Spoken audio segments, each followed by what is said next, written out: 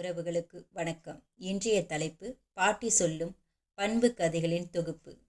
முதலாவது கதை, 2 சகோதரிகளின் கதை. வாங்க கதைக்கு போகலாம். ஒரு அரசர் அவரது நாட்டை ஆண்டு வந்தார். அவர் மனைவியை இழந்தவர். ஆனி என்ற பெயருடைய கவர்ந்திழுக்கும் அழகுள்ள ஒரு மகள் அவருக்கு இருந்தாள். அண்டை நாட்டு ஒரு அரசி ஆண்டு வந்தாள். அவளும் கணவனை இழந்தவள். கேட்டி என்ற பெயருடைய ஒரு மகள் இருந்தாள். அரசனும் அரசியும் தங்கள் நாடுகளை இணைத்து ஒன்றாக்கினர். அரசனின் மகள் ஆனியும் அரசியின் மகள் கேட்டியும் நெருக்கமான தோழிகளாயினர். ஒருவரை ஒருவர் நேசித்தனர். ஆனியின் அழகை விட கேட்டியின் அழகு குறைவாக இருந்தது. ஆனால் கேட்டி அதற்காக கவலைப்படவில்லை. ஆனியை நேசித்தாள். ஆனியின் அழகை பார்த்து கேட்டியின் அம்மாவான அரசியோ பொறாமை தீயில் வெந்து கொண்டிருந்தாள். ஆனியின் அழகை அழிப்பதில் முழு மூச்சாக இறங்கினாள். அதற்கொரு வழியையும் எப்பொழுதும் சிந்தித்து கொண்டே இருந்தாள். பள்ளத்தாக்கின் கீழ்ப்பகுதியில் உள்ள சூனியக்காரியை அரசி சந்தித்தாள். சூனியக்காரி கோழிகளை வளர்த்து வந்தாள். அவள் ஒரு இழிவான மந்திரவாதி. சூனியங்களை செய்யக்கூடியவள். ஆனியின் அழகை சிதைப்பதில் சூனியக்காரியின் உதவியை அரசி நாடினாள். அடுத்த நாள் ஆனியை வெறும் வயிற்றுடன் ஒன்றும் சாப்பிடாமல் அனுப்பி வைக்கச் சொன்னாள். மறுநாள் விடியலில் அரசி அந்த அழகிய இளம்பெண்ணை எழுப்பினாள். அவள் மீது பாசமழை பொழிவது போல் பாசாங்கு செய்து, ஆனி, என் செல்லமே, பள்ளத்தாக்கின் கீழ்ப்பகுதிக்கு சென்று அந்த கோழி விற்பவளிடம் முட்டைகள் வாங்கி வா என்றாள் அரசி. ஆனி உடனே கீழ்ப்படிந்து பள்ளத்தாக்கை நோக்கி புறப்பட்டாள். அரண்மனையை விட்டு வெளியேறுவதற்கு முன்னால் உணவு மேஜை மீது இருந்த சில ரொட்டி துண்டுகளை தனது ஆடை பைக்குள் போட்டுக்கொண்டாள். கோழி விற்பவளை காணச் சென்றாள். போகும் வழியில் ரொட்டி துண்டுகளை சாப்பிட்டு கொண்டே போனாள். ஆனி தான் வந்த காரணத்தை சொல்லி அரசிக்காக சில கோழி முட்டைகளை கேட்டாள். கெடிமதி கொண்ட சூனியக்காரியான கோழி விற்பவள் ஆனியை பார்த்து, அதோ அந்த பானையை திறந்து பார், உனக்கு ஏதாவது தெரியும் என்றாள். ஆனியும் பானையை திறந்து பார்த்தாள். ஆனால் அதற்குள் ஒன்றுமே தென்படவில்லை. தீமையின் உருவமான சூனியக்காரி, இறைச்சி வைக்குமிடத்தை பூட்டச் சொல்லி அரசியிடம் சொல் என்று ஆனியிடம் சொன்னாள். ஆனியும் அரசியிடம் இந்த தகவலை அப்படியே சொன்னாள். அடுத்த நாள் காலையிலும் சூனியக்காரியிடம் சென்று ஆனியை முட்டைகள் வாங்கி வரச் சொன்னாள் அரசி. பட்டாணி கடலையை குறித்து கொண்டே மெதுவாக நடந்து சென்றாள் ஆனி. சூனியக்காரியை சந்தித்த போது அனைத்தையும் சாப்பிட்டு முடித்திருந்தாள். 2வது நாளும் மூடியை திறந்து பானையை பார்த்தாள். அதற்குள் ஒன்றுமே தெரியவில்லை. சூனியக்காரிக்கு கோபம் வந்தது. அரசியிடம் நெருப்பை அணைப்பவர் பானையை சூடுபடுத்த முடியாது என்று ஆனியை சொல்லச் சொன்னாள். ஆனிக்கோ அந்த தகவலின் தலையும் புரியவில்லை, காலும் புரியவில்லை. அந்த தகவலை அரசியிடம் அப்படியே சொன்னாள். மறுநாள் ஆனி எதையும் சாப்பிடாமல் கவனமாக பார்த்து கொண்டாள். அரசி சந்திக்க சென்றார்கள். போகும் வழியில் ஆனி எதையும் சாப்பிடவில்லை என்பதை உறுதி செய்து கொண்டாள். அன்று ஆனி பானையின் மூடியை திறந்ததும் அவளது தலை ஆட்டுத்தலையாக மாறியது. கவர்ச்சியான அழகு முகம் போய்விட்டது. தனது சொந்த மகளின் முகம் ஆனியின் முகத்தை விட அழகாக இருப்பதைக் கண்டு அரசி மகிழ்ந்தார். சூனியக்காரிக்கு தாராளமாக வெகுமதிகளை அள்ளி கொடுத்தாள். அரசி அரண்மனைக்கு ஆனியை அழைத்துச் சென்றபோது போகும் வழியில் ஆனியின் ஆட்டு முகத்தை பார்த்து அனைவரும் ஏளனம் செய்தனர். கேட்டி இதை அறிந்தபோது மிகவும் சோகமானாள். இப்படி கெடுமதி கொண்டோரின் நடுவில் வாழ அவள் விரும்பவில்லை. ஆனி கூட தனது நிலைக்கு கேட்டியைப் போல வருந்தவில்லை. ஏளனத்தின் பிடியிலிருந்து ஆனியை காப்பாற்ற ஆனியின் முகத்தை ஒரு நீலன் துணி துண்டால் மூடினாள். கேட்டிக்கும் அவளது அம்மாவுக்கும் என்ன ஒரு முரண்பாடு! அம்மாவோ ஆனியின் அழகை அழிக்க விரும்பினாள். அவளது சொந்த மகளோ ஆனியை மகிழ்விப்பதற்காக அனைத்து முயற்சிகளையும் மேற்கொள்கிறாள். தனது உயிர் தோழிக்கு நேர்ந்த அவமானத்தை அறிந்தாள். நன்மை செய்வதற்காக அரண்மனையை விட்டு வெளியேற முடிவெடுத்தாள். எங்கே தனது உயிர் தோழி மகிழ்ச்சியாக இருப்பாளோ அங்கே செல்வதற்கு தயாரானாள். ஆனியிடம் அவளுக்கு அப்படி ஒரு நேசம். குறிக்கோளின்றி 2 இளம்பெண்களும் அலைந்தனர். தற்செயலாக 2 மகன்களுடன் வாழ்ந்து கொண்டிருக்கும் ஒரு அரசனின் அரண்மனையை அடைந்தனர். பண்புகளில் ஒன்றாக இல்லாத 2 இளவரசர்கள் இருந்தனர். ஒரு இளவரசன் காட்டுக்குள் வேட்டையாடச் செல்வான். அவனது சகோதரனோ பலவீனமாகி நோயிற்று வெளிரி போய் படுத்த படுக்கையாக கிடப்பான்.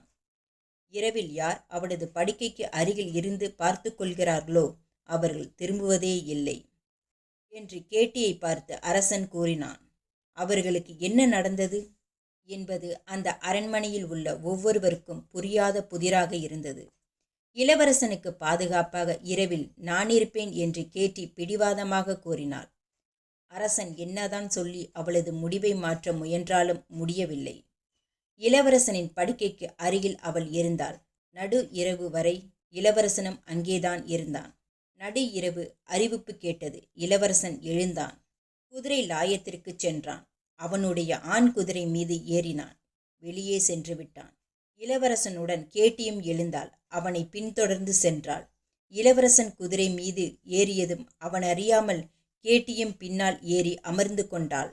சில நேரம் இளவரசன் துரிதமாக சென்றான். இளவரசனின் குதிரையை வேகமாகச் சென்றபோது கேட்டியோ புதர்களில் இருந்து பழுப்பு நிற கொட்டைகளை அமைதியாக பறித்து அவளது அங்கியின் பையில் சேகரித்து கொண்டே சென்றாள். தான் விரும்பும் போது உடைத்து தின்பதற்காக அவ்வாறு செய்தாள். அவர்கள் பச்சை மலையை அடைந்ததும், பச்சை மலையே பச்சை மலையே திறந்து கொண்டு எனக்கு வழிவிடு என்றான். பின்னால் இருந்த கேட்டியும் அவனுக்கு கேட்காத வண்ணம் பின்னால் அமர்ந்துள்ள இளம்பெண்ணுக்காகவும் திற என்று முணுமுணுத்தாள். இளவரசன் பறந்து விரிந்த கூடத்திற்குள் நுழைந்தான். கேட்டியும் பின்தொடர்ந்து சென்றாள். இளவரசன் உடனே அழகிய பெண்களால் சூழப்பட்டான். அனைவரும் நடனமாடினார்கள். கேட்டி ஒரு மூலையில் மறைந்து கொண்டு அங்கே நடக்கும் அனைத்தையும் கவனித்து கொண்டிருந்தாள். ஆனால் கேட்டியை யாரும் பார்க்கவில்லை. அவளை பற்றி எதுவும் தெரிந்து கொள்ளவும் இல்லை. சிறிது நேரத்திற்கு பிறகு இளவரசன் மிகவும் களைத்து வெளிரி போய் மயங்கி விழுந்தான். முதல் சேவல் விடியல் பொழுதை கூவி அறிவித்தவுடன் இளவரசன் குதிரையில் ஏறி அரண்மனைக்கு திரும்பினான். கேட்டி பின்னால் இருந்ததை அவன் தெரிந்து கொள்ளவில்லை. அரண்மனைக்கு திரும்பியதும் இளவரசன் படுக்கைக்கு சென்றான். கேட்டியும் கூடத்திற்கு சென்று நெருப்பு கூட்டுக்கு அருகில் அமர்ந்தாள். பழுப்பு நிற கொட்டைகளை உடைத்தாள். இரவு முழுவதும் இளவரசன் நடனமாடி இருந்ததும் இளவரசன் அமைதியாக தூங்குகிறான் என்று அங்கு வந்த அரசனிடம் கூறினாள். இளவரசனின் உடல் நலத்தை கேள்வியுற்று மகிழ்ந்து அரசன் அவளுக்கு ஒரு பை நிறைய பளபளக்கும் தங்க நாணயங்களை கொடுத்தார். மறுநாளும் இளவரசனுக்கு தெரியாமல் இளவரசனுடன் குதிரைக்கு பின்னால் அமர்ந்து சென்றாள். குதிரை வேகமாக செல்லும் போதே பழுப்பு நிற கொட்டைகளை சேகரித்து கொண்டாள். திடீரென்று ஒரு கவர்ச்சிகரமான குழந்தை தேவதையை பார்த்தாள். பாடலுக்கு இடையே அந்த தேவதை ஆணியின் முகத்தில் சாம்பல் நிற மரத்தின் சிறு கிளையை வீசினால் அவள் முகம் பழைய முகமாய் அழகுடன் மாறிவிடும் என்றாள். இந்த சொற்கள் கேட்டியின் காதுகளில் இன்பத் தேனாய் பாய்ந்தன. அந்த தேவதையுடன் கேட்டி விளையாடினாள். பழுப்பு நிற கொட்டைகளை அவள் தேவதையிடம் உருட்டிவிட்டாள். தேவதை பழுப்பு நிற கொட்டைகள் கிடைத்ததற்கு மகிழ்ந்து அவற்றை சாம்பல் நிற மரக்கிளைக்கு அருகில் எறிந்தாள். இதுதான் கேட்டிக்கு தேவை. அதை எடுத்து பையில் போட்டுக்கொண்டாள். அப்படியே இளவரசன் குணமாவதற்கும் ஒரு யோசனை சொன்னது. அரண்மனைக்கு வந்ததும் இளவரசன் அவனது படுக்கையில் படுத்து கொண்டான். தனது ஆட்டு முகத்தை துணியால் மூடிக்கொண்டிருந்த அவளது சகோதரியிடம் கேட்டி விரைந்து சென்றாள். ஆணியின் முகத்தின் மீது சாம்பல் நிற மரத்தின் கிளையை 3 முறை மெதுவாக வீசினாள். ஆட்டு முகம் கீழே விழுந்தது. ஆணியின் முந்தைய அழகு முகம் அந்த இடத்தில் சேர்ந்தது. ஆணி மீண்டும் இணையற்ற அழகியானாள். இதற்காக உலகிலேயே மிகவும் மகிழ்ந்தவள் ஆணி என்று நினைக்கிறீர்களா? இல்லை, கேட்டிதான் மிகவும் மகிழ்ந்தாள். அன்று இரவு அரசன் வந்து மகனை பார்த்தான். இளவரசன் அரண்மனைக்கு திரும்பி படுக்கையில் ஓய்வெடுத்தான். கேட்டி அரிய வகை பறவையை சமைப்பதற்காக அடுப்படிக்குள் சென்றாள். கம கமவென்று வாசனை மூச்சை துளைத்ததால் இளவரசன் எழுந்து அடுப்படிக்கு வந்தான். இளவரசன் கேட்டியை பார்த்து, நீ என்ன புதிதாய் வந்த சமையல் செய்யும் பெண்ணா என்று கேட்டான். நான் சமையல் செய்பவள் அல்ல, ஆனால் அவனுடைய மணமகள் என்றாள் கேட்டி. கேட்டி புறாவின் நெஞ்சில் சிறிய துண்டை வெட்டி இளவரசனுக்கு உண்பதற்காக கொடுத்தாள். இளவரசன் அதை சாப்பிட்டவுடன் அவனது கன்னங்களுக்கு பழைய நிறம் வந்தது. கேட்டி புறாவின் கால்களை சமைத்து கொடுத்தாள். இளவரசனின் நிறம் மேலும் கூடியது. 3வது முறை உணவளித்தாள். இளவரசன் முழுமையாக நலம் பெற்று குணமடைந்தான். வாழ்க்கையில் மகிழ்ச்சியுடன் அவன் காணப்பட்டான். கேட்டியை தான் அவன் மிகவும் விரும்பினான். நெருப்புக்கூடு அருகில் அவர்கள் அமர்ந்தனர்.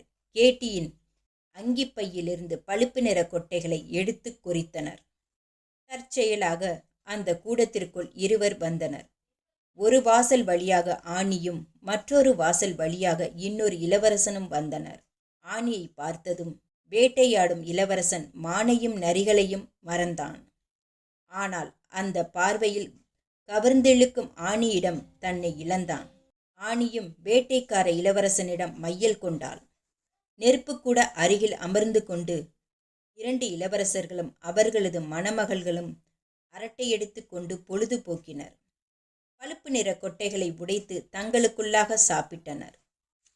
பழுப்பு நிற கொட்டை கிடைக்காத அரசர்தான் அனைவரும் விட மகிழ்ச்சியில் திளைத்தவர்.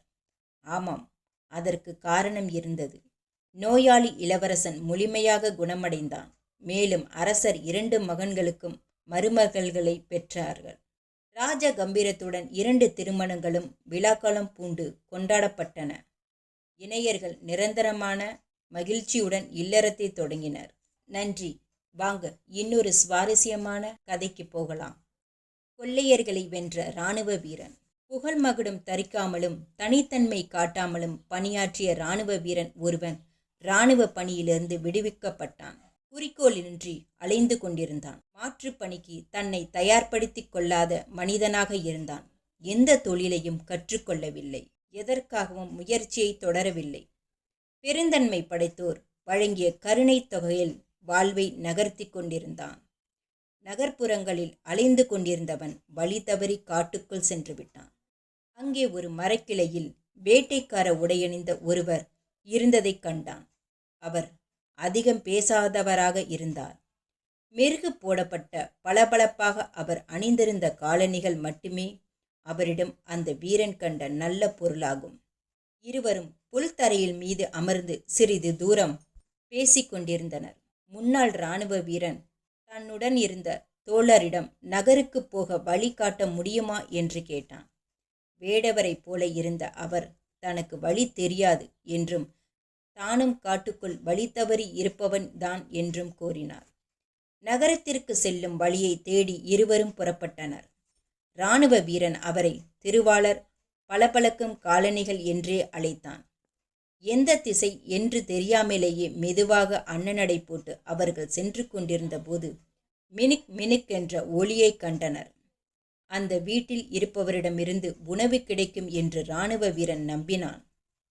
அந்த வீட்டை அடைந்ததும் கதவை தட்டினர். ஒரு மூதாட்டி கதவை திறந்தாள். நாங்கள் வழி தவறிவிட்டோம். பல நாட்களாக நாங்கள் சாப்பிடவே இல்லை. இனிமேல் என்னால் நகரக்கூட முடியாது. எங்களுக்கு சிறிதளவு உணவும் இறைவில் தங்குவதற்கு இடமும் தேவைப்படுகின்றன என்ற இராணுவ வீரன் சொன்னான். அந்த மூதாட்டி அதிர்ந்து போனாள். அவள் பேசும் பொழுதுதான் அவள் அதிர்ந்தது எதற்காக என்று தெரிந்தது. அந்த வீடு 12 கொள்ளையர்கள் தங்குமிடம் என்றாள். உங்கள் மீதுள்ள அக்கறையில் சொல்கிறேன். உடனடியாக இங்கிருந்து ஓடிவிடுங்கள். இது அச்சமூட்டும் கொள்ளையர்கள் பதுங்குமிடம். இங்கே முரட்டு துணிச்சல் கொண்ட 12 கொள்ளையர்கள் உள்ளனர். அவர்கள் இங்கே எந்த நேரமும் வரலாம். உங்கள் உயிருக்கே ஆபத்தாக முடியும் என்று மூதாட்டி சொன்னாள். இராணுவ வீரனோ, நான் எப்படியும் பசியால் செத்து கொண்டிருக்கிறேன். உயிருடன் இருப்பதை விட அதிகமாக இறந்து போவதே மேல் என்கிற அளவுக்கு இருக்கிறேன்.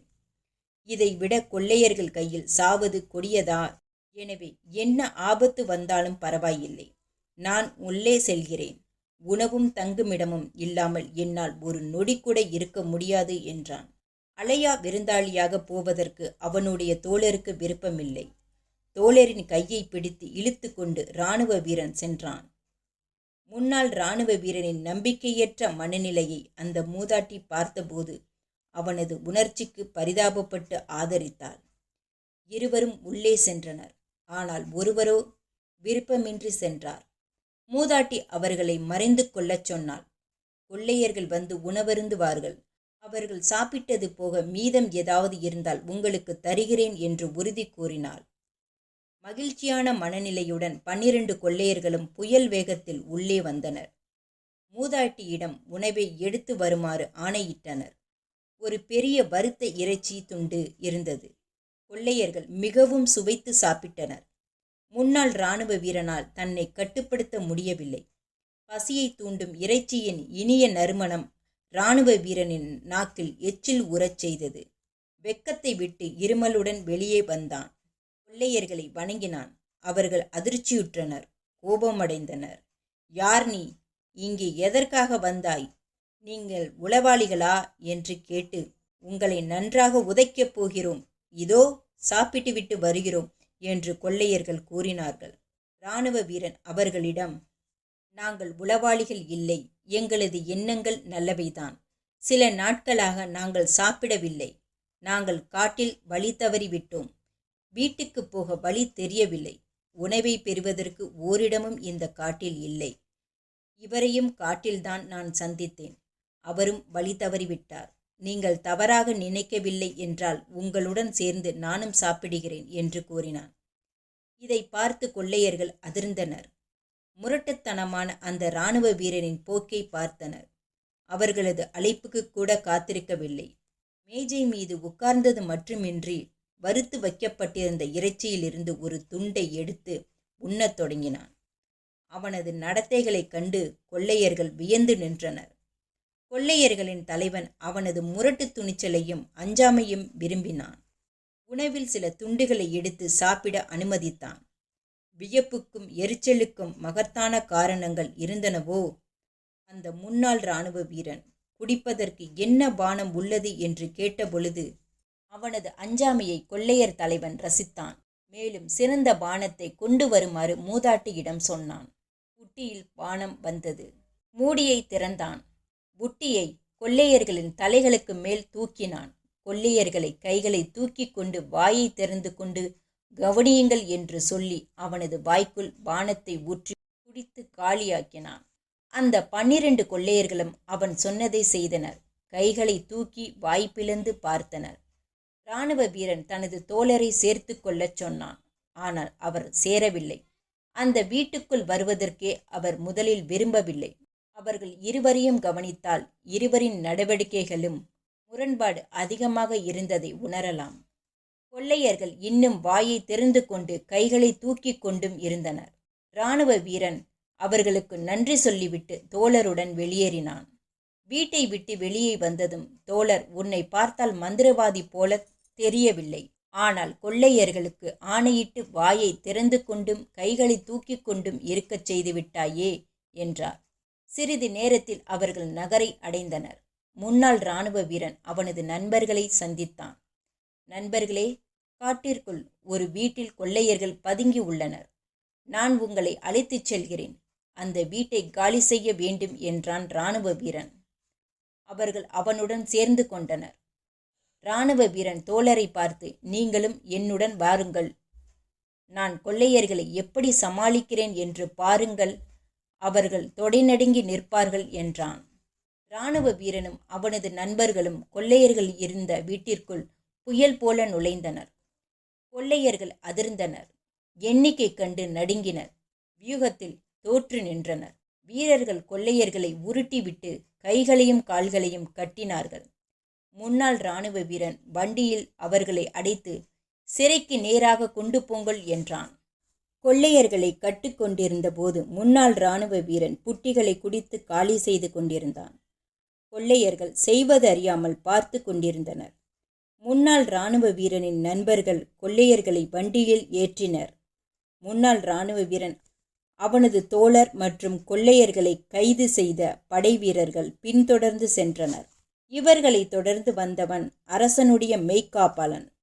அரசனின் மெய்க்காப்பாளன் அரசனுடைய எப்பொழுதும் இருந்தான்.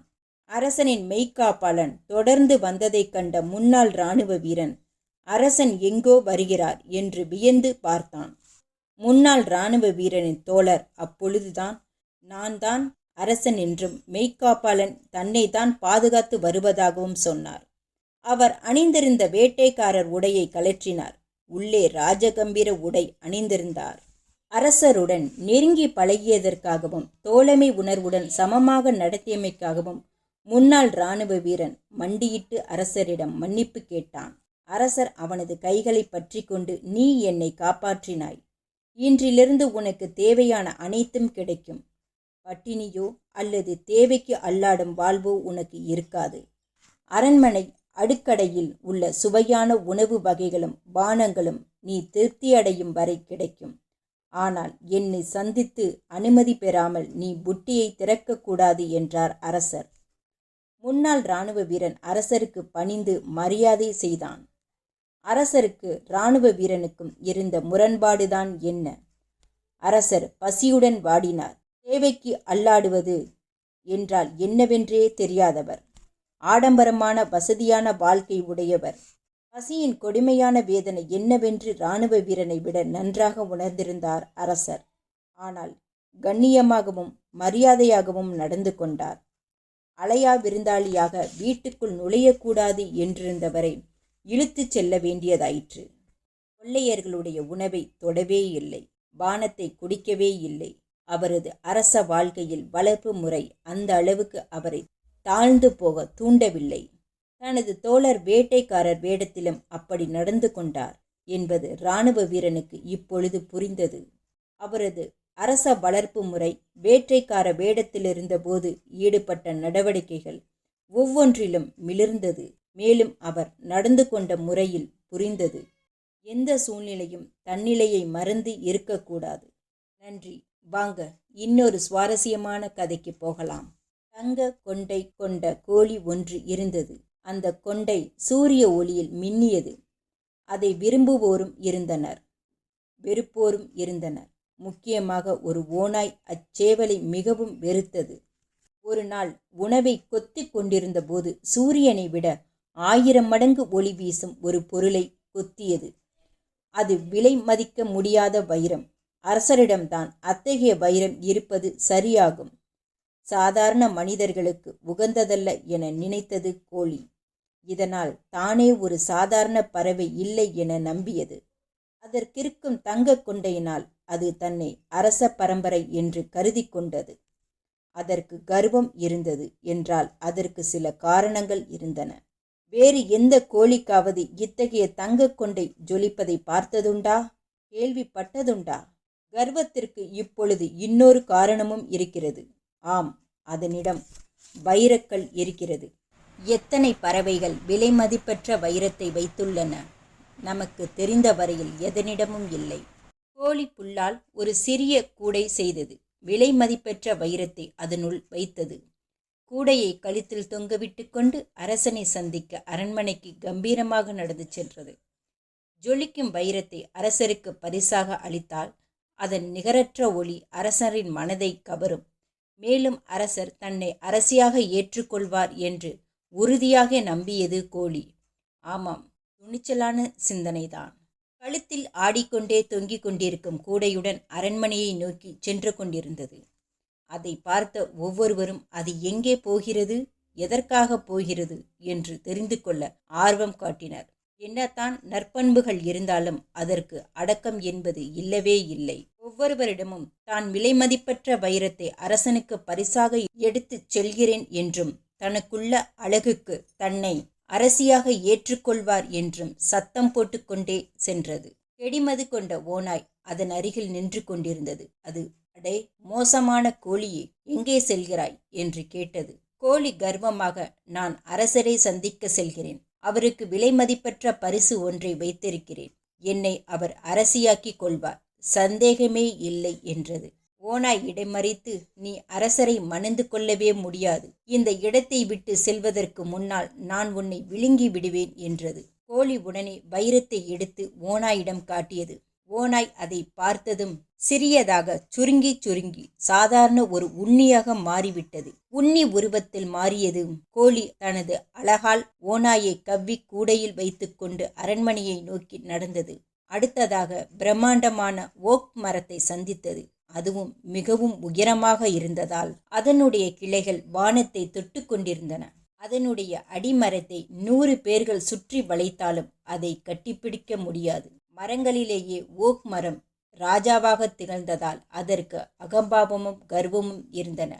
அது கடுமையாக பேசியது. கோழி எங்கே செல்கிறது என்று கேட்டது. கோழி கர்வத்துடன், நான் அரசரை சந்திக்கப் போய்க் கொண்டிருக்கிறேன். விலை மதிப்பில்லாத வைரத்தை அவருக்கு பரிசாக தரப்போகிறேன். நிச்சயமாக என்னை அரசியாக ஏற்றுக்கொள்வார் என்றது. ஓக் மரம் கொடூரமாக மாறியது. அட முட்டாள் கோழியே, நீ அரசியாகப் போவதில்லை. நான் உன் மீது விழுந்து நசுக்கப் போகிறேன். நீ பணியாரமாகப் போகிறாய் என்றது. கோழி கூடையிலிருந்த வைரத்தை எடுத்து மரத்துக்கு முன்னால் காட்டியது. மரம் அதை பார்க்க பார்க்க படிப்படியாக தேய்ந்து தேய்ந்து வைக்கோலாக மாறிவிட்டது. கோழி அதை கொத்தி கூடையில் போட்டுக்கொண்டு நடையை தொடர்ந்தது. 15 மணித்துளிகள் தான் நடந்திருக்கும். முரட்டுத்தனமான அலைகளுடன் ஓடிவந்த வெள்ளம் கொண்ட நதி அதன் பாதையில் குறுக்கிட்டது. கோழி நதியிடம் கெஞ்சியது. அன்பான நதியே, நான் அரசரை பார்க்க சென்று கொண்டிருக்கிறேன். விலை மதிப்பற்ற வைரத்தை கொண்டு செல்கிறேன். அதை பார்த்து என்னை அரசியாக்கி விடுவார். உனக்கு அந்த பக்கத்தில் தான் அரண்மனை உள்ளது. நீ கொஞ்சம் விலகி விடுவாயா என்றது. நதியோ வெள்ளப்பெருக்கை பெருக்கெடுக்கச் செய்து தொல்லை கொடுத்தது. நான் எக்காரணம் கொண்டு உனக்கு வழிவிட மாட்டேன். நான் கடலை நோக்கி செல்கிறேன். எங்கேயும் நிற்க முடியாது என்றது. கோழி தன்னிடமிருந்த வைரத்தை எடுத்து நதியிடமும் காட்டியது. நதி வைரத்தை பார்த்தது. சிறிது சிறிதாய் சுருங்கி சுருங்கி கடைசியில் ஒரு துளி நீராக மாறிவிட்டது. கோழி அந்த துளியை எடுத்து கூடையில் வைத்துக்கொண்டு பயணத்தை தொடர்ந்து 1 வாரத்திற்கு மேல் நடந்த பிறகும் கோழி அரண்மனையை அடைந்தது. அரண்மனை காவலரால் நிறுத்தப்பட்டதும், கடமை தவறாத காவலரே, மாண்புமிகு அரசருக்கு பரிசாக கொடுப்பதற்கு விலை மதிப்பெற்ற வைரத்தை நான் எடுத்துச் செல்கிறேன் என்றது. காவலர் இதை கேட்டதுமே வழிவிட்டார். கோழி அரசரின் அறையை நோக்கி சென்றபோது அரண்மனை நிர்வாகியால் நிறுத்தப்பட்டது. கோழி அவரிடம் வைரத்தை காட்டியது. அதை பரிசாக அரசரிடம் கொடுப்பதற்கு செல்கிறேன். அதற்காக என்னை அரசியாக்கி கொள்வார் என்றது. அரண்மனை நிர்வாகி வைரத்தை வாங்கி அரசரிடம் கொடுத்தார். யார் இந்த வைரத்தை கொடுத்தது என்று அரசர் கேட்டார். அரண்மனை நிர்வாகி கோழி கொடுத்தது என்றார். அரசர் மிகவும் நல்லது. கோழிக்கு எனது நன்றி. ஆனால் அரண்மனை கோழி பண்ணையில் அந்த கோழியை வைத்து விடுங்கள் என்று சொன்னான். விலை மதிப்பெற்ற வைரத்தை கொடுத்த போதும் தான் மிகவும் மோசமாக நடத்தப்பட்டதாக கோழி வேதனை அடைந்தது. உன்னியின் உருவத்தில் இருந்த ஓநாயிடம், அன்பார்ந்த ஓநாயே, நான் மிகவும் மோசமாக நடத்தப்பட்டேன். என்னை காப்பாற்றுவாயா என்று கோழி கேட்டது. ஓநாய் கூடையை விட்டு துள்ளி வெளியே வந்தது. தனது பெரிய முரட்டுத்தனமான உண்மையான உருவத்தை பெற்றது. கோழி பண்ணையில் தங்க கொண்டை கோழியை தாக்கிய கோழிகளையும் சேவல்களையும் சாப்பிட்டது. தங்க கொண்டை கோழி மட்டும் உயிர் தப்பியது. அரண்மனை வளாகத்தில் கோழி அலைந்து கொண்டிருந்தது. இது அரசருக்கு தெரிந்ததும் அந்த அடங்காத கோழியை நிலவறையில் அடைக்குமாறு ஆணையிட்டார். கோழியை உடனே பிடித்த நிலவறையில் எரிந்து விட்டனர். நிலவறையின் சுவர்கள் சில அடிகள் அடர்த்தியாக இருந்தாலும் அதன் உட்புறம் மிகவும் சிறிது. கோழியால் நகரக்கூட முடியவில்லை. இதை தவிர அங்கே சாளரமே இல்லாததால் காற்று வர வசதியே இல்லை. கோழி மூச்சு விட திணறியது. மேலும் இருட்டாக இருந்தது. கோழியால் எதையும் பார்க்க முடியவில்லை. இந்த அநீதியை கண்டு கோழி பொங்கி எழுந்தது. கூடையில் இருந்த வைக்கோலை தன்னை காப்பாற்றுமாறு கேட்டுக்கொண்டது. வைக்கோலும் தனது பழைய உருவமான பெரிய ஓக் மரமாக மாறிவிட்டது. அது உயரமாக உயரமாக அரண்மனை கோபுரத்தை விட உயரமானது. நிலவறையின் கூரை மட்டுமல்ல, அரண்மனையின் கூரை பகுதியும் துளைக்கப்பட்டதால் அனைத்தும் நொறுங்கியது. அரண்மனை நொறுங்கியதும் அரசர் ஆண்டியானார். கோழியை பிடித்து அடுப்பில் போடச் சொன்னார் அரசர். நல்ல வேளை, அப்பொழுதுதான் அடுப்பை பற்ற வைத்தனர். மிதமான சூடுதான் இருந்தது.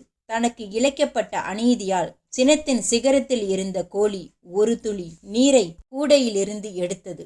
முரட்டுத்தனமான நதியை அழைத்து தன்னை காப்பாற்றுமாறு கேட்டுக்கொண்டது. தனது பழைய நிலையை அடைந்த நதி தண்ணீர் பெருக்கால் வெள்ளப்பெருக்காக மாறியது.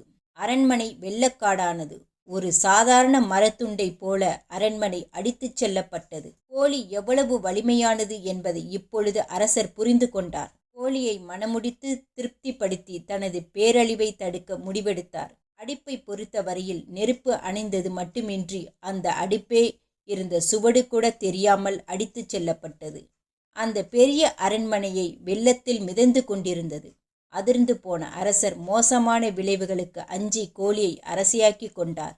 இருவரும் பல குழந்தைகளை பெற்று எடுத்தனர். தங்க கொண்ட கோழியின் குழந்தைகள் அரசர்களாக மாறி பல நாடுகளை ஆண்டனர். கோழியின் வாரிசுகள் புகழ்பெற்ற அரச பரம்பரையாக வாழ்ந்தனர். இன்றும் தங்கக்கொண்டை கோழியை போற்றும் மக்களின் வாழ்த்துப்பா உலகெங்கும் எதிரொலித்து கொண்டே இருக்கிறது. நன்றி. வாங்க இன்னொரு சுவாரஸ்யமான கதைக்கு போகலாம். 7 சகோதரர்கள்.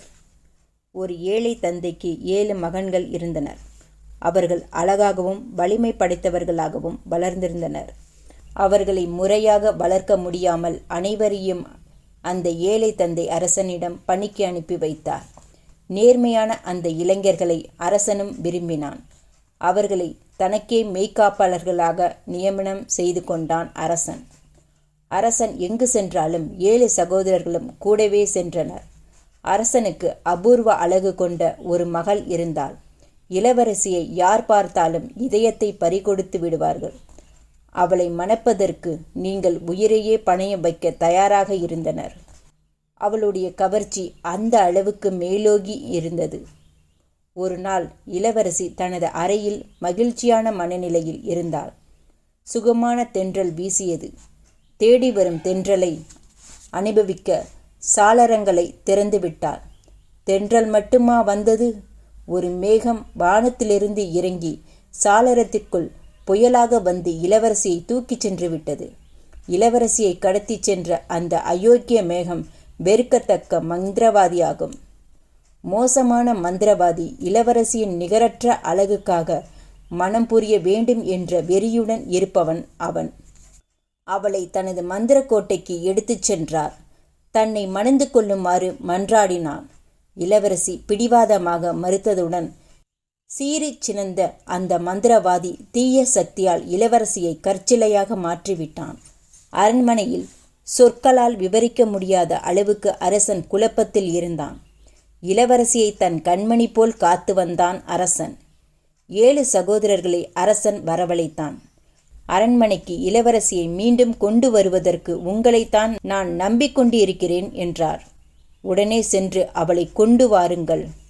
வெல்ல முடியாத அளவுக்கு எத்தகைய தடைகள் ஏற்பட்டாலும் அவற்றை கடந்து இளவரசியை மீட்டு வாருங்கள் என்று அரசன் ஆணையிட்டான். 7 சகோதரர்களுக்கும் தங்க நாணயங்கள், ஆடைகள் மற்றும் கூர்மையான வாள்களை அரசன் கொடுத்தனுப்பினான். இளவரசியை கடத்திச் சென்றவர்களுடன் சண்டையிட வாள்கள் பயன்படும் என்று அதையும் கொடுத்திருந்தான். இளவரசியை கருமேகம் எடுத்துச் சென்றதா என வழியில் சந்திக்க அனைவரையும் விசாரித்தனர். யாராலும் எவ்வித துப்பும் கொடுக்க முடியவில்லை. சகோதரர்கள் ஒன்றும் விளங்காமல் சென்று கொண்டிருந்தனர். எப்படி இளவரசியை கண்டுபிடிப்பது என்று தெரியாமல் இருந்தனர். அப்பொழுது விறகை முதுகில் சுமந்தபடி ஒரு முதியவர் அந்த வழியில் நடந்து சென்றார். வயதாகி தள்ளாடி தள்ளாடி நொண்டி நொண்டி சென்றார். இளைய சகோதரர் மேத்யூ குதிரையை விட்டு இறங்கிச் சென்றான். முதியவர் முதுகில் இருந்த சுமையை இறக்கி அவனுடைய சகோதரர்கள் ஒருவரிடம் கொடுத்தான். முதியவரை குதிரையில் ஏற்றி கொண்டு முதியவரின் வீட்டுக்கு நடந்தே சென்றனர். வீட்டை அடைந்ததும் முதியவரின் ஏழ்மை நிலை புரிந்தது. மேஜை மீது மேத்யூ தங்க நாணயங்களை வைத்தான். முதியவரின் தேவைக்குரிய பொருள்களை வாங்க உதவியாக இருப்பதற்காக இப்படி செய்தான். முதியவரின் இதயம் நெகிழ்ந்தது. சகோதரர்களை, குறிப்பாக மேத்யூவை பார்த்து மகிழ்ந்தார். 7 சகோதரர்களை பார்த்தும், நீங்கள் இந்த உலகில் எதற்காக செல்கிறீர்கள் என்று எனக்கு தெரியும். நீங்கள் தேடுகின்ற இளவரசியை ஒரு மந்திரவாதிதான் கடத்திச் சென்றுள்ளான். தன்னை மணந்து கொள்ளுமாறு இளவரசியை அவன் தொந்தரவு செய்து கொண்டே இருந்தான். அவள் மறுத்ததும் அந்த கெடுமதி கொண்ட மந்திரவாதி அவளை கற்சிலையாக மாற்றிவிட்டான். உங்களில் ஒருவர் அவளது நெற்றியில் முத்தமிட்டால் அவள் உயிர் பெறுவாள். அவளை காப்பாற்ற முடியும். ஆனால் உங்கள் முயற்சிகளை மந்திரவாதி தவிடுபொடியாக்கி விடுவான். இளவரசி சிலையாய் உள்ள மந்திரக்கோட்டையை அடைவதற்கு நீங்கள் நடந்து செல்ல வேண்டும். நீங்கள் செல்லும் சாலை ஓரிடத்தில் 2ஆக பிரியும். இடம்பக்கம் சென்றால் இன்பம் வரவேற்கும், வலப்பக்கம் சென்றால் துன்பம் வரவேற்கும். நீங்கள் வலப்பக்கம்தான் செல்ல வேண்டும். அந்த பாதை உங்களை மந்திரவாதி கோட்டைக்கு அழைத்துச் செல்லும். சென்று வருக, வென்று வருக என்று சொன்னார்.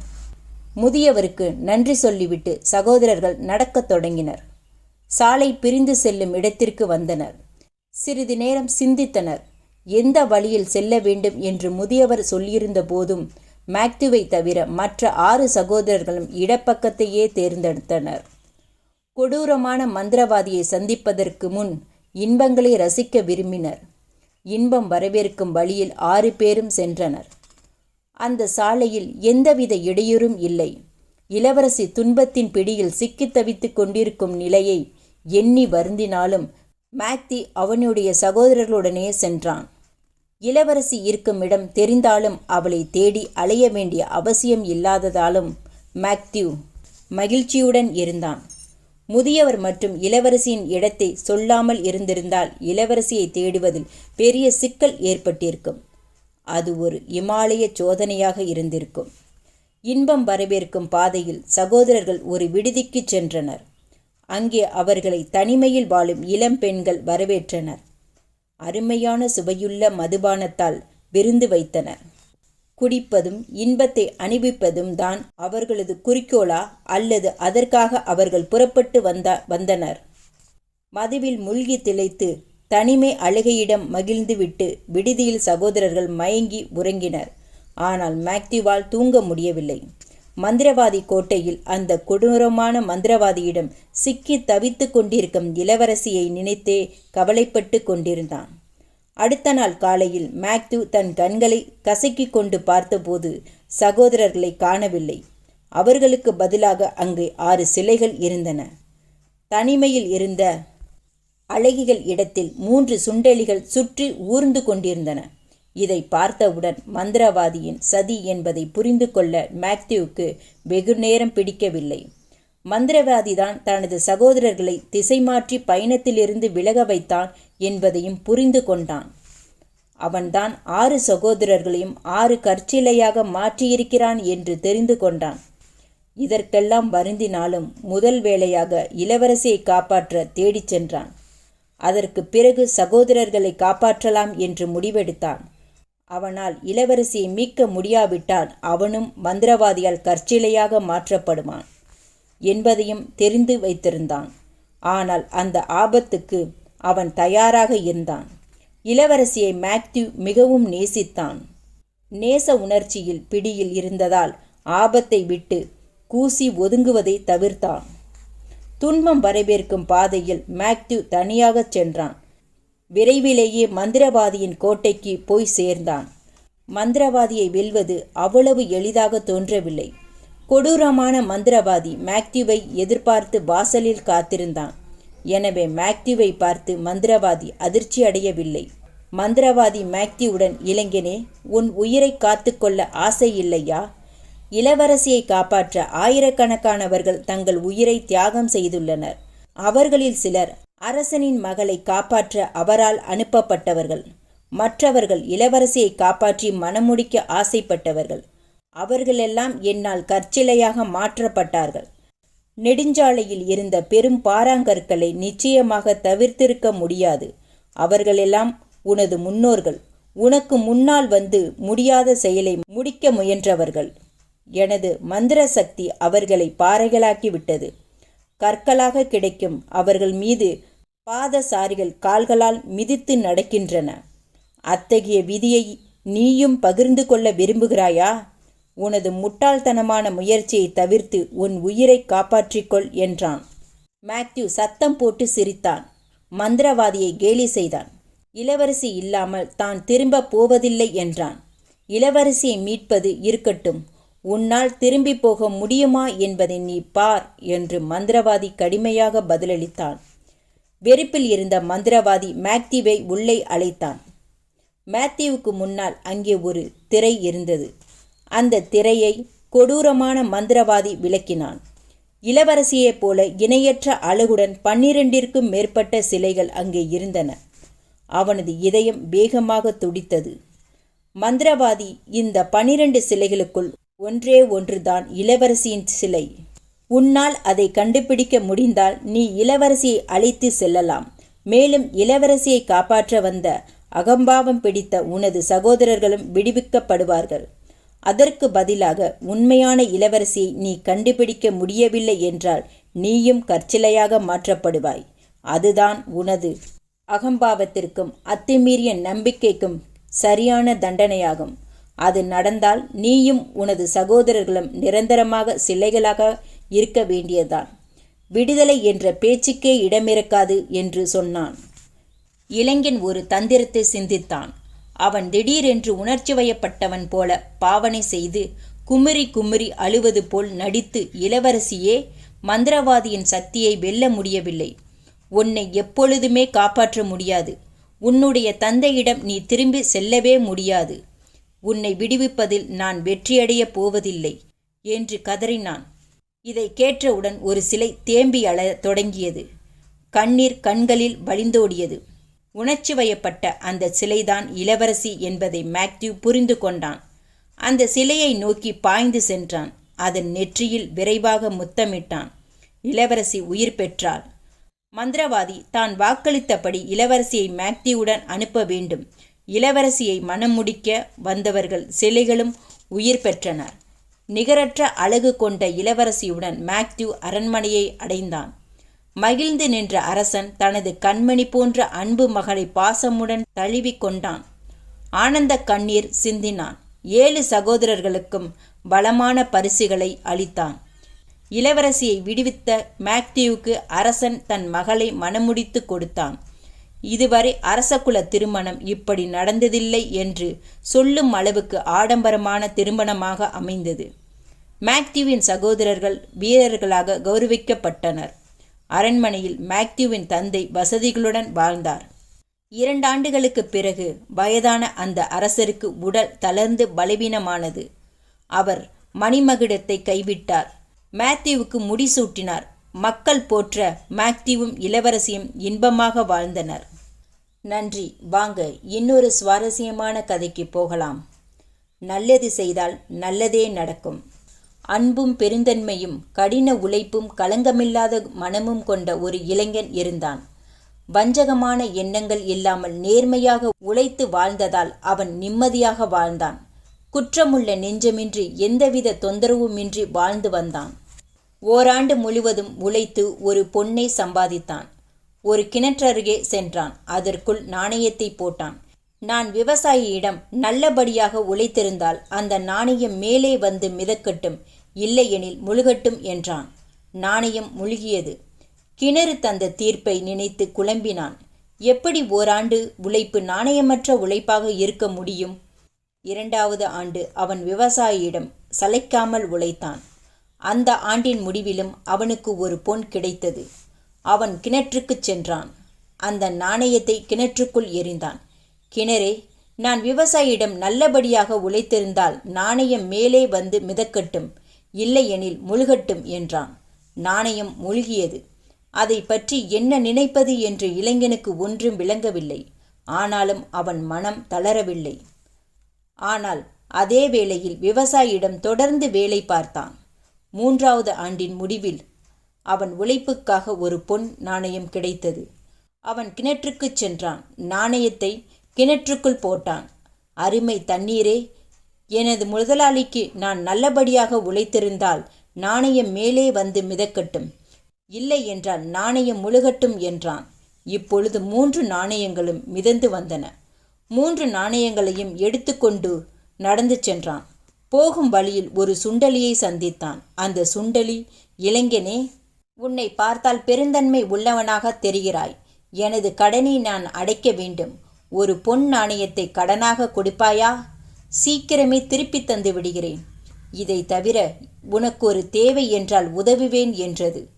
3 பொன் நாணயங்களை நம்பி இருப்பதற்கு அது ஒன்றும் பெரிய தொகையும் அல்ல. இளைஞன் புத்திசாலியாக இருந்தான். அவனே கடுமையான சூழ்நிலையில் இருப்பதும் அவனுக்கு தெரியும். ஆனால் அவனோ பெருந்தன்மையான மனம் படைத்தவன். அவன் தனக்குள்ளே, ரொட்டி உணவை 2 பொன் நாணயங்களுக்கு உறுதியாக நான் வாங்கிவிடுவேன்.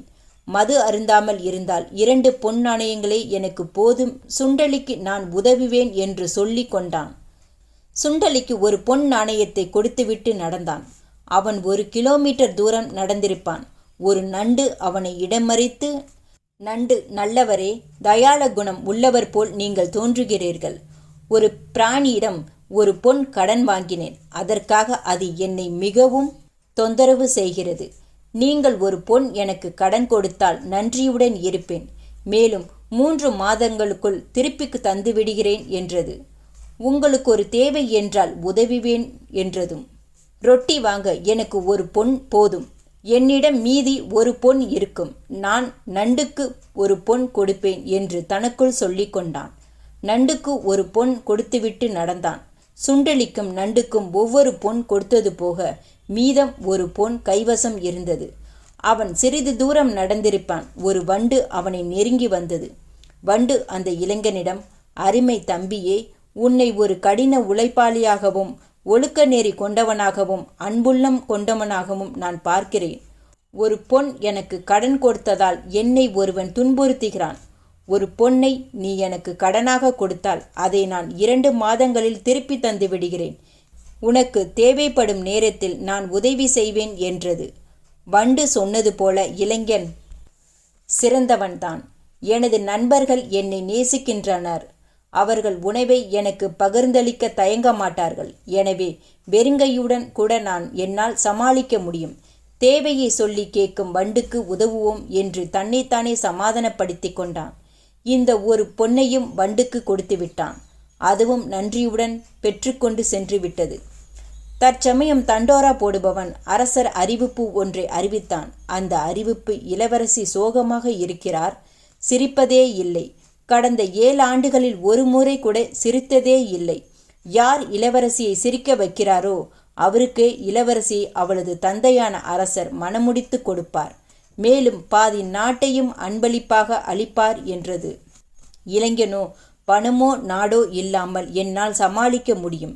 இளவரசியை கூட நான் மணமுடிக்க தேவையில்லை. ஆனால் இளவரசியை மகிழ்விப்பதற்கு முயற்சி செய்வேன். எனக்கு பரிசு கிடைக்கிறதோ இல்லையோ முயற்சி செய்வேன் என்றான். சுண்டெலியும் நண்டுவும் வண்டும் எனக்கு உதவுவதாக சொல்லியிருக்கின்றனர். இப்பொழுது அவற்றின் உதவி எனக்கு தேவைப்படுகிறது என்று எண்ணி அவன் அவற்றை சந்தித்தான். இளவரசியை எப்படி மகிழ்வித்து சிரிக்க வைப்பதில் அவை உதவ முடியும் என்று கேட்டான். வயலின் இசைக்க முடியுமா என்று வண்டை கேட்டான். வயலினை வண்டுக்கு கொடுத்தான். வண்டு வயலினை இசைத்தது. இனிமையாக இசைக்கவில்லை, ஆனாலும் மக்களை மகிழ வைத்தது. வண்டின் இசைக்கேற்ப சுண்டெலியும் நண்டும் இடுப்பை கட்டிப்பிடித்து நடனமாடின. அதை பார்ப்பதற்கே சிரிப்பாக இருந்தது, குதூகலத்தை தந்தது. தனது இசைக்குழுவை அழைத்து கொண்டு மன்னனை சந்தித்தான். தன்னால் இளவரசியை சிரிக்க வைக்க முடியும் என்றான். அரசரும் அனுமதி தந்தார். வண்டு வயலினை இசைத்தது. ஒரு வண்டு வயலின் மீட்டியதை பார்த்து இளவரசிக்கு குதூகலமாக இருந்தது. நண்டும் சுண்டலியும் இசைக்கேற்றாற் போல நடனமாடியதை பார்த்து அதன் வேடிக்கையான அசைவுகளை கண்டு சிரிப்பை அடக்க முடியாமல் விழுந்து விழுந்து சிரித்தாள் இளவரசி. பல ஆண்டுகளுக்கு பிறகு தனது மகள் மகிழ்ச்சியாக இருப்பதை பார்த்து அரசன் ஆனந்த கண்ணீர் வடித்தார். சிரிக்க வைத்த இளைஞனுக்கு இளவரசியை மணமுடித்து தர மகிழ்ச்சியுடன் முன்வந்தார். பாதி நாட்டையும் இளைஞனுக்கே பரிசு அளித்தார். மனிதநேய இளைஞன் மன்னனானான். இணையற்ற அழகு படைத்த இளவரசியை மணந்து பிறகு 100 பரம்பரை வாழ்வதற்கு வசதியான வளங்கள் குவைந்த பிறகும் இளைஞன் மிக எளிமையான வாழ்க்கையே வாழ்ந்தான். அன்பாகவும் நல்லவனாகவும் திகழ்ந்தான். அவனது பெருந்தன்மையால் மக்களின் நன்மதிப்பை பெற்றான். அவனும் இளவரசியும் இன்பமான இல்லறத்தில் ஒன்றி திளைத்தனர். சுபம். இந்த கதை உங்களுக்கு பிடிச்சிருந்தா லைக் பண்ணுங்கள், ஷேர் பண்ணுங்கள், சப்ஸ்கிரைப் பண்ணுங்கள். தேங்க்யூ.